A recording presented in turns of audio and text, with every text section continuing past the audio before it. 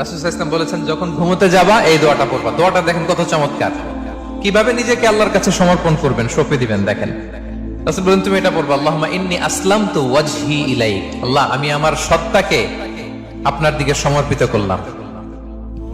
ওয়া ফাওয়াদতু আমরি ইলাইক, আল্লাহ আমি আমার সব কাজকে আপনার কাছে সুপর্দ করলাম। ওয়া আলজাতু যাহরি ইলাইক, আল্লাহ আমার পিঠকে আমি আপনার কাছে আশ্রয় রাখলাম। সুবহানাল্লাহ পড়বেন না?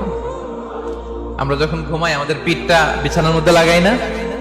আল্লাহ আমার সত্তাকে আপনার কাছে আমি সমর্পিত করলাম, আল্লাহ আমার সব কাজকে আপনার কাছে আমি সঁপে দিলাম, আল্লাহ আমার পিঠটাকে আপনার কাছে আমি আমানত রাখলাম। লা মালজা ওয়ালা মানজা মিনকা ইল্লা ইলাইক, আল্লাহ আপনি ছাড়া আশ্রয় দেওয়ার কেউ নাই, আল্লাহ আপনি ছাড়া আমাদের মুক্তি দেওয়ার কেউ নাই। আল্লাহ আপনি যে রাসূল পাঠিয়েছেন সে রাসূলের প্রতি আমি ঈমান আনলাম।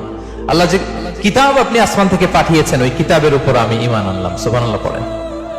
বিষ্ণু ইসলাম বলেন, যখন কেউ এই দোয়াটা পড়বে রাত্রিবেলা, ফাইন মিত্তা, ওই মিন লাইলাতিকা, ওই রাতে যদি তুমি মারা যাও, মিত্তা আলাল ফিতরা, তুমি ফিতরাতের উপর মৃত্যুবরণ করবে।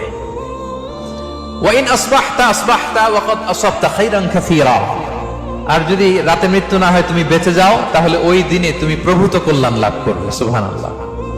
তাহলে বলেন এই দোয়াটা পড়ার দরকার আছে না নাই? এই দোয়াটা যদি কেউ পড়ে সে মারা গেলে ওই রাতে ফিতরাতের উপর মারা যাবে। ফিতরাতের প্রথম অর্থ কি বলছিলাম? সবাই বলতে হবে, কি বলছিলাম? তাহলে এই দোয়া পরে রাতে মারা গেলে সে মুসলিম হয়ে মারা যাবে, ঠিক কিনা?